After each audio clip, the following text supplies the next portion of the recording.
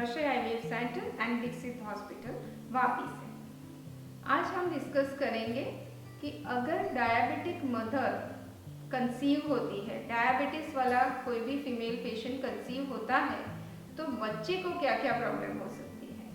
हाँ दोस्तों, अगर डायबिटीज़ पहले से डायग्नोज नहीं है और प्रेगनेंसी में डायरेक्टली अपने को पता चलता है कि मदर को डायबिटीज़ है, तो वो जो मदर का शुगर लेवल बहुत हाई होता है वही ब्लड बच्चे को मिलता है।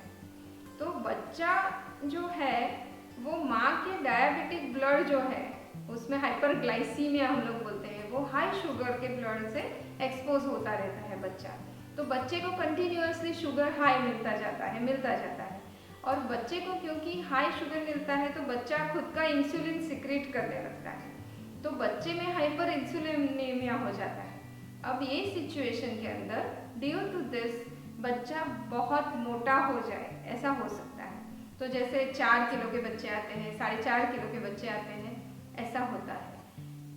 दूसरा क्या हो सकता है कि कभी कभी बच्चे का ग्रोथ रुक जाता है, पानी कम हो जाता है, ऐसा भी होता है। हमने पिछली बार डिस्कस किया था वैसे अर्ली प्रेगनेंसी, जैसे कि 3-4 महीने पे बच्चा गिर जाए, ऐसी भी संभावना रहती है। क्योंकि बच्चे को ये हाइपरग्लाइसीमिया वाला ब्लड मिलता है, शुगर हाई होती है माँ की, तो वही ब्लड से बच्चा एक्सपोज होता है, तो फिर बच्चे का जो हीमोग्लोबिन है उसका एक प्रकार बदल जाता है। नॉर्मल हीमोग्लोबिन नहीं रह जाता है, वो HbA1c नाम का जो हीमोग्लोबिन है, ग्लाइकोसिलेटेड हीमोग्लोबिन, वो बढ़ता है और उसकी ऑक्सीजन कैरिंग कैपेसिटी जो है वो कम होती है।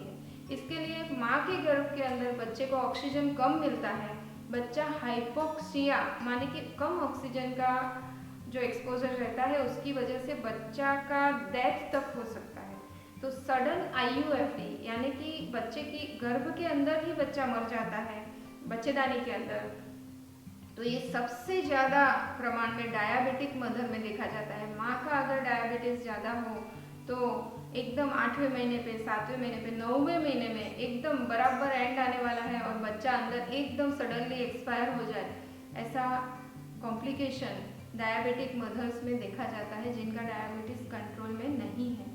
तो इतनी सारी चीज़ें बच्चे का, इवन बच्चे के किडनीज से लेके हार्ट से लेके एवरीथिंग, इवन बच्चे का हार्ट बड़ा हो जाता है।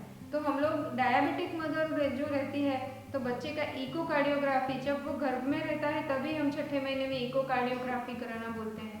तो दिस आर द थिंग्स, जो बच्चा एक्सपोज रहता है इतना हाई शुगर से, तो ये सब चीज़ें होती है। और जब बच्चे का जन्म होता है तब वो बच्चे को ज़्यादा शुगर की एक आदत पड़ गई है, तो वो बच्चे बहुत ज़्यादा, मतलब ऐसा बहुत चांस है कि वो बच्चे को फिर हाइपोग्लाइसीमिया माने कि उनका शुगर एकदम डाउन होता चला जाता है, क्योंकि उनका सेटिंग पेट में ऐसा हुआ है कि हाई शुगर मम्मी का जो ब्लड है वो एक्सपोज होते हैं एंड उसके सामने इंसुलिन सिक्रेट होता रहता है।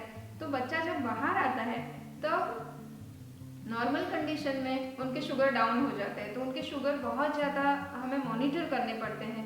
बाहर से उनको शुगर का पॉइंट चढ़ाया जाता है, 2-3 दिन 4 दिन लग जाता है कभी कभी बच्चे का शुगर लेवल मेंटेन करने के लिए।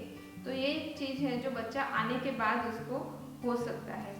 तो ये सब चीज़ें अगर पहले से डायग्नोज होता, माँ का अच्छे से कंट्रोल करके हम लोग अगर प्रेगनेंसी रखते हैं तो ये दिक्कतें बच्चे को नहीं आती है।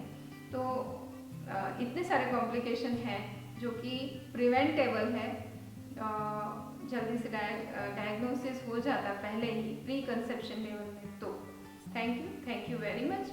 और अब हम नेक्स्ट टाइम डिस्कस करेंगे कि प्रेगनेंसी टर्म तक, फुल टर्म तक, मतलब उसके जो डेट दी है तब तक हम ले जा सकते हैं डायबिटिक पेशेंट में या नहीं। Thank you very much.